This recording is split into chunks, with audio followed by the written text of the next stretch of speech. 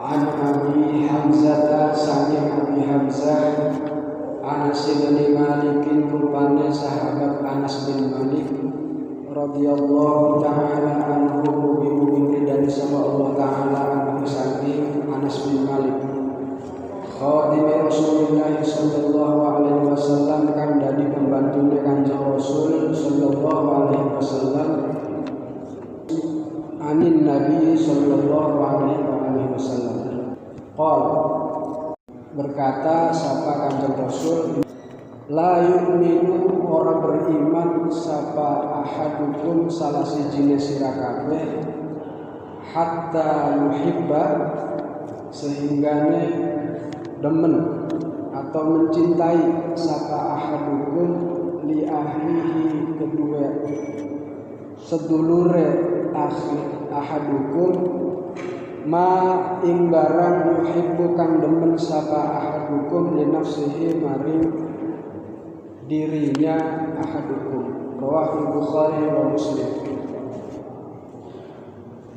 Alhamdulillah hadis ke-13 tadi sudah saya bacakan dan saya mencoba untuk memberikan pengertian atau makna terkait bunyi hadis yang sudah saya bacakan. An Abi Hamzah dari sahabat Abi Hamzah. Abi Hamzah ini adalah nama panggilan dari siapa?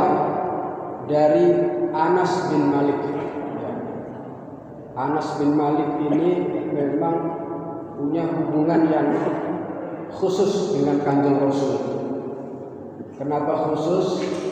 Karena sejak kecil sama emaknya, sama ibunya itu dititipkan Kanjeng Rasul.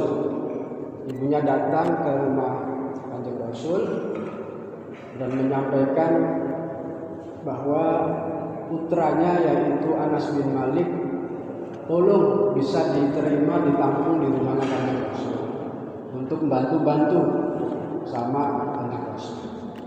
Diterima sama Rasulullah. Jadi sejak kecil sahabat Anas bin Malik ini sudah ikut Rasulullah. Sehingga tidak aneh banyak sekali hadis-hadis yang disampaikan oleh sahabat Anas bin Malik. Khadim Rasulullah sallallahu alaihi wasallam, pembantunya Rasulullah sallallahu alaihi wasallam. Jadi suatu ketika dia menyampaikan apa yang pernah didengarnya dari Kanjeng Rasul. Apa bunyi hadisnya? La yu'minu ahadukum hatta yuhibba li akhihi ma yuhibbu li nafsihi. Ini hadis sangat populer, Pak. Ya. Sangat populer, banyak dipakai oleh para penceramah kalau bicara soal persaudaraan. La yu'minu ahadukum hatta yuhibba li akhihi ma yuhibbu li nafsihi. Tapi mohon maaf, ini harus saya sampaikan bahwa kebanyakan pemaknaan atau terjemahan hadisnya enggak tepat. Banyak penceramah yang menerjemahkan hadis ini begini, tidak sempurna iman seseorang sampai dia mencintai saudaranya seperti dia mencintai dirinya sendiri. Nah ini keliru.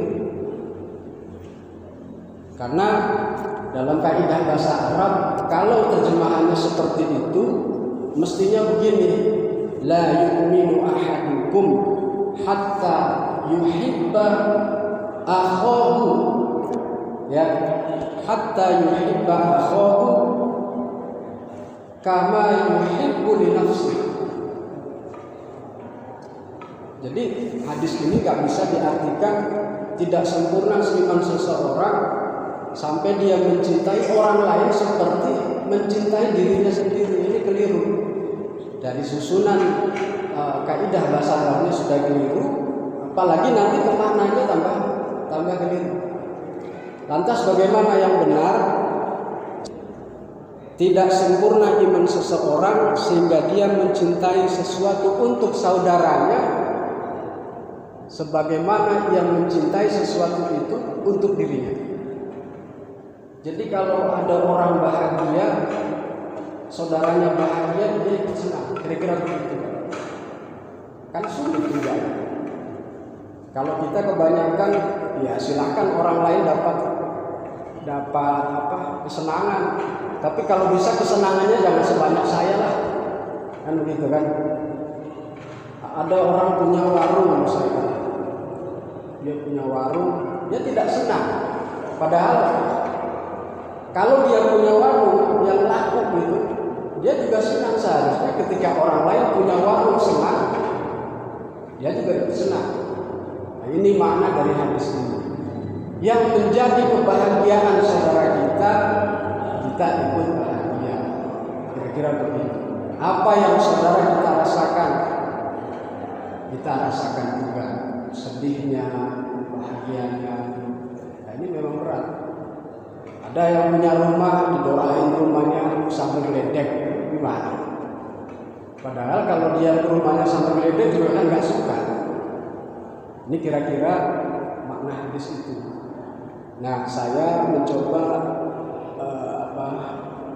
menyambungkan dengan ayat di dalam Al-Quran, innamal mu'minuna ikhwah, bahwa semua kita itu saudara, Pak. Saudara. Jadi saudara itu bukan saja karena ada pertalian darah, ya. Misalkan satu bapak, satu ibu, saudara memangnya saudara. Tapi ada juga saudara dalam pengertian yang lebih luas, ya.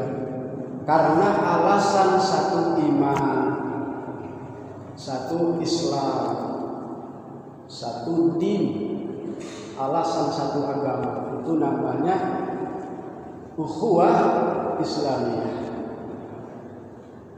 Nah, inilah yang kemudian menggarisbawahi bahwa kita semua ini sebenarnya saudara. Sehingga kalau ada orang yang seiman dengan kita, seislam dengan kita, seakidah dengan kita, kok merasa senang, ya kita juga harus merasa senang.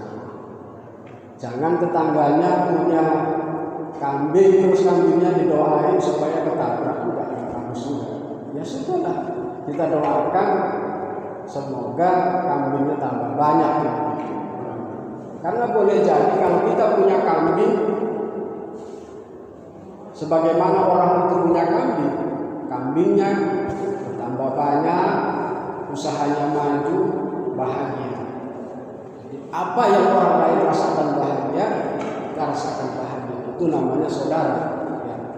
Nah, hubungannya dalam kita ber-Indonesia, persaudaraan ini tidak cukup hanya ukhuwah Islamiyah.